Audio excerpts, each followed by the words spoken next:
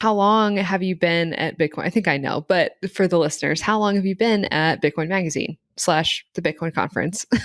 So September 7th will be Oh, 3 years, wow. almost 3 years. It was a long road to get where you are. And just so people understand too, I believe that your job is hybrid or is it fully remote, your job? Technically, I can be remote if I want. I'm in our office, if you can't tell with the Bitcoin Yeah, I Magazine was pillow. looking, I was wondering, I was like, in I the think you're back. in the office. That's a pretty amazing. You're able to take your lawn care experience and roll it into transitional jobs and eventually end up in an industry that you care about a lot. And this is something too that kind of want to talk about a little bit because a lot of parents are worried about their young adults when they break out of college or if they decide not to spend money and buy degrees, then they worry, oh, well, they'll never get to work in their passion.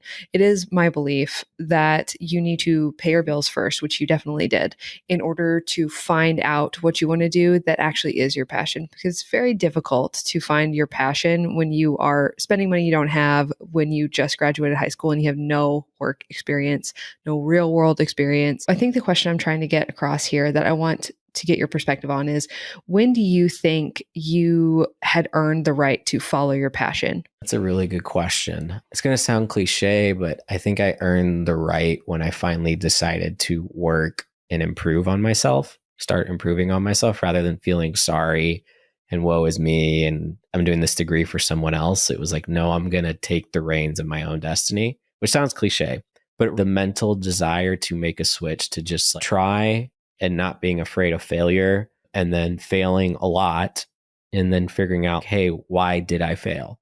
What caused this failure? What are the steps to rectify said failure? And maybe if there were people involved in that failure, maybe they'll help me too. Again, if I come to them with a solution or something like that. I want to make sure I respect your time. But I think my last question for you is if you could go back now, or if you were 18 again, instead of buying a college degree, what do you think you would do instead to get where you are now? There's no one size fits all question for everybody. So for me specifically, everybody needs to analyze like where they are in life. There are 18-year-olds out there that know exactly what they want to do. They set their mind to it. They're like, I'm going to be an engineer. I'm going to go work at Boeing and I'm going to do this. And if you are that kind of person, props to you, but you are 1% subsect of the population because most people are not like that.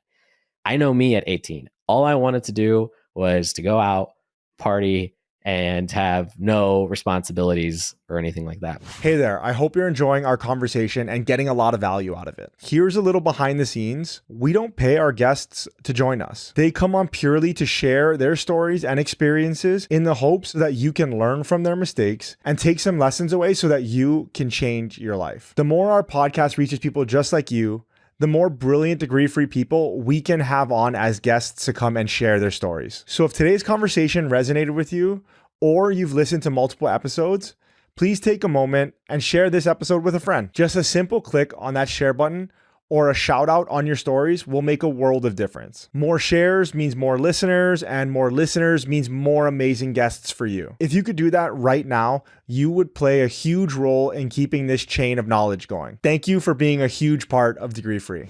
And it's because growing up, I wasn't put in a position to have said responsibilities. And I think you had mentioned earlier, it's very hard when you don't have a concept of need to pay bills on this day or this is going to happen to get a sense of time value of money, your time, your money, what you can afford, what you can't afford, and what you need to do to grow in order to essentially have your time be more valuable. So for me, I think the biggest thing I would change is out of high school, I would not have enrolled in college at all.